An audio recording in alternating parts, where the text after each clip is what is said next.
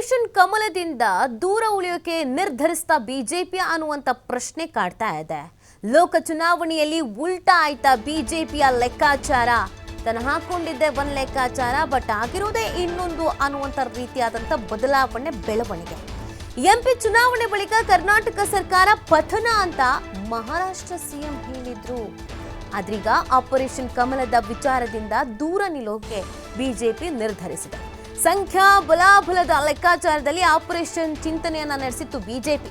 ಈ ಚುನಾವಣೆಯಲ್ಲಿ ನಿರೀಕ್ಷಿತ ಸ್ಥಾನಗಳು ಲಭ್ಯವಾಗದ ಆತಂಕದಲ್ಲಿ ಬಿಜೆಪಿ ಇದೆ. ಈ ಹಿನ್ನೆಲೆಯಲ್ಲಿ ಆಪರೇಷನ್ ಕಮಲಕ್ಕೆ ಮುಂದಾಗದೇ ಇರುವಂತ ನಿರ್ಧಾರವನ್ನ ಮಾಡಲಾಗಿದೆ ಅನ್ನುವಂತ ವಿಚಾರ ವೈರಲ್ ಆಗ್ತಾ ಇದೆ. ಇದರ ಜೊತೆಗೆ ಕಾಂಗ್ರೆಸ್ ಪಡೆಯಿಂದ ರಿವರ್ಸ್ ಆಪರೇಷನ್ನ ಆತಂಕ ಕೂಡ ಬಿಜೆಪಿಗೆ ಎದುರಾಗ್ತಾ ಇದೆ. ಈ ಕಾರಣಗಳಿಂದ ಯೋಜಿತ ನಿರ್ಧಾರದಿಂದ ಬಿಜೆಪಿ ಹಿಂದೆ ಸರಿತಾ ಅನ್ನುವಂಥ ಪ್ರಶ್ನೆ ಮತ್ತು ಅನುಮಾನ. ರಾಜ್ಯದಲ್ಲಿ ನಿರೀಕ್ಷಿತ ಮಟ್ಟದಲ್ಲಿ ವರ್ಕೌಟ್ ಆಗ್ಲಿಲ್ವಾ ಹಾಗಿದ್ರೆ ಮೋದಿ ಪ್ಲಾನ್ ಅನ್ನುವಂಥ ಪ್ರಶ್ನೆ. ನೋಡಿ, ಬಿಜೆಪಿಯ ಪ್ರತಿಯೊಬ್ಬರು ಕೇವಲ ರಾಜ್ಯ ಬಿಜೆಪಿ ನಾಯಕರು ಮಾತ್ರ ಅಲ್ಲ, ಬೇರೆ ರಾಜ್ಯದ ನಾಯಕರುಗಳು, ಮಹಾರಾಷ್ಟ್ರ ಸಿಎಂఏ ಈ ಎಲೆಕ್ಷನ್ ಆದ್ಮೇಲೆ ಕರ್ನಾಟಕ ಸರ್ಕಾರ ಪತನ ಆಗುತ್ತೆ ಅಂತ ಹೇಳಿದ್ರು. ಅಂದ್ರೆ ಒಂದು ಆಪರೇಷನ್ ನಡೆಯುತ್ತೆ ಅನ್ನುವಂಥ ಹಿಂಟ್ ಅನ್ನ ಕೊಟ್ಟಿದ್ರು. ಆದ್ರೆ ಅದ್ಯಾಕೋ ಗೊತ್ತಿಲ್ಲ, ಆಫ್ಟರ್ ಲೋಕಸಭಾ ಚುನಾವಣೆ ಎಲ್ಲ ಬಿಜೆಪಿ ನಾಯಕರು ಸೈಲೆಂಟ್ ಆಗಿಬಿಟ್ಟಿದ್ದಾರೆ. ಈ ವಿಚಾರಕ್ಕೂ ನಮಗೂ ಸಂಬಂಧವೇ ಇಲ್ಲ ಅನ್ನುವಂಥ ರೀತಿಯಾದಂಥ ವರ್ತನೆಗಳನ್ನು ಮಾಡ್ತಾ ಇದ್ದಾರೆ. ಕಾರಣ, ತಾವು ಅಂದುಕೊಂಡಂಥ ಮಟ್ಟಿಗೆ, ತಮ್ಮ ನಿರೀಕ್ಷೆಯ ಮಟ್ಟಿಗೆ ಲೋಕಸಭಾ ಚುನಾವಣೆಯ ಗಾಳಿ ಬಿಜೆಪಿ ಕಡೆಗೆ ಇರಲಿಲ್ಲ, ಅಥವಾ ಪ್ಲಾನ್ಗಳು ವರ್ಕೌಟ್ ಆಗಿಲ್ವಾ, ತಾವು ಹಾಕಿಕೊಂಡಂಥ ಯೋಜನೆಗಳು ತಲೆಕೆಳಗಾಗಿದೆಯಾ, ಆ ಅನುಮಾನ ಬಿಜೆಪಿ ನಾಯಕರಿಗೆ ಕಾಡ್ತಾ ಇದ್ದ ಹಾಗಿದೆ. ಈ ಬಗ್ಗೆ ಮತ್ತಷ್ಟು ಮಾಹಿತಿಯನ್ನು ನೀಡ್ತಾರೆ ನಮ್ಮ ಪ್ರತಿನಿಧಿ ರಾಕೇಶ್. ಆಫ್ಟರ್ ಲೋಕಸಭಾ ಚುನಾವಣೆ ಈ ಸರ್ಕಾರ ಪತನ ಆಗುತ್ತೆ ಅಂತ ರಾಜ್ಯ ಬಿಜೆಪಿ ನಾಯಕರು ಹೇಳಿದ್ದು ಇದೆ, ಮಹಾರಾಷ್ಟ್ರ ಸಿಎಂ ನೇರವಾಗಿ ಹೇಳಿದ್ದು ಕೂಡ ಇದೆ. ಆದರೆ ಯಾಕೋ ಅದರಿಂದ ಈಗ ಬಿಜೆಪಿ ನಾಯಕರು ಅಂತರ ಕೈತ್ಕೊಳ್ತಾ ಇದ್ದಾರೆ, ಇದರ ಸಹವಾಸವೇ ಬೇಡ ಅಂತ ನಿರ್ಧರಿಸಿದಂಗೆ ಕಾಣ್ತಾ ಇದೆ.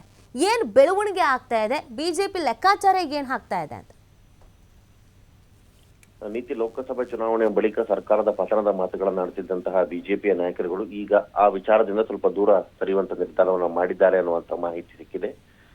ಬಹುತೇಕ ಬಿಜೆಪಿಯ ನಂಬರ್ ಗೇಮ್ನ ಲೆಕ್ಕಾಚಾರ ಉಲ್ಟಾ ಆಗುವಂತ ಸಾಧ್ಯತೆಗಳು ಕೂಡ ಹೆಚ್ಚಾಗ್ತಾ ಇದೆ. ಒಂದು ಕಡೆ ಲೋಕಸಭಾ ಚುನಾವಣೆಯಲ್ಲಿ ಬಿಜೆಪಿ ತಾನು ಅಂದುಕೊಂಡಂತೆ 28 ಲೋಕಸಭಾ ಸ್ಥಾನಗಳನ್ನ ಗೆಲ್ಲುವ ವಿಚಾರದಲ್ಲಿ ಹಿನ್ನಡೆ ಆಗುವಂತ ಸಾಧ್ಯತೆಗಳು ಹೆಚ್ಚಾಗ್ತದೆ. ಕಾಂಗ್ರೆಸ್ ಈಗ ತಾನು ಗಳಿಸಿಕೊಂಡಿದ್ದಂತಹ ಸ್ಥಾನಗಳ ಸಂಖ್ಯೆಯನ್ನ 2 ಅಂಕೆಗೆ ತೆಗೆದುಕೊಂಡು ಹೋಗುವಂತದ್ದು ಕೂಡ ಬಹುತೇಕ ದಟ್ಟವಾಗ್ತಾ ಇದೆ. ಈ ಹಿನ್ನೆಲೆಯಲ್ಲಿ ಈಗಿನ ಸನ್ನಿವೇಶದಲ್ಲಿ ಜನಾದೇಶ ನೀಡಿರುವ ಸರ್ಕಾರವನ್ನ ಬುಡಮೇಲು ಮಾಡುವಂತ ಸನ್ನಿವೇಶ ನಿರ್ಮಾಣ ಮಾಡೋದು ಸರಿಯಲ್ಲ ಅನ್ನುವಂತ ಮಾತು ಕೇಳಿ ಬರ್ತಾ ಇದೆ.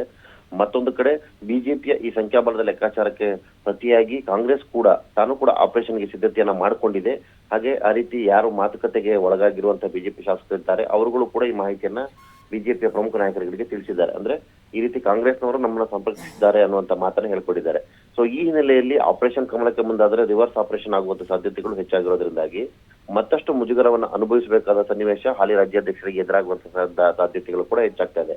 ಈ ಹಿನ್ನೆಲೆಯಲ್ಲಿ ಮುಖಭಂಗವನ್ನು ತಪ್ಪಿಸಿಕೊಳ್ಳುವುದು ಮತ್ತು ಮುಜುಗರದ ವಾತಾವರಣದಿಂದ ದೂರ ಉಳಿಯುವುದಕ್ಕಾಗಿ ಆಪರೇಷನ್ ಕಮಲದಿಂದ ರಾಜ್ಯ ನಾಯಕರುಗಳು ದೂರ ಉಳಿಯುವಂತ ನಿರ್ಧಾರವನ್ನ ಮಾಡ್ಕೊಂಡಿದ್ದಾರೆ. ಯಾವುದೇ ಕಾರಣಕ್ಕೂ ನಮ್ಮಿಂದ ಸರ್ಕಾರ ಪತನವಾಗುವುದು ಬೇಡ, ಸರ್ಕಾರದ ಒಳಜಗಳದಿಂದಲೇ ಸನ್ನಿವೇಶ ಸೃಷ್ಟಿಯಾದ ಸಂದರ್ಭದಲ್ಲಿ ಅವಕಾಶವನ್ನ ಪಡೆದುಕೊಂಡು ಲಾಭವನ್ನ ಮಾಡುವಂತ ಯೋಚನೆಯನ್ನು ಮಾಡುವ ಅನ್ನುವಂತ ನಿರ್ಧಾರವನ್ನ ಪಕ್ಷದ ನಾಯಕರುಗಳು ಮಾಡಿಕೊಂಡಿದ್ದಾರೆ ಅನ್ನುವಂತ ಮಾಹಿತಿ ಇದೆ.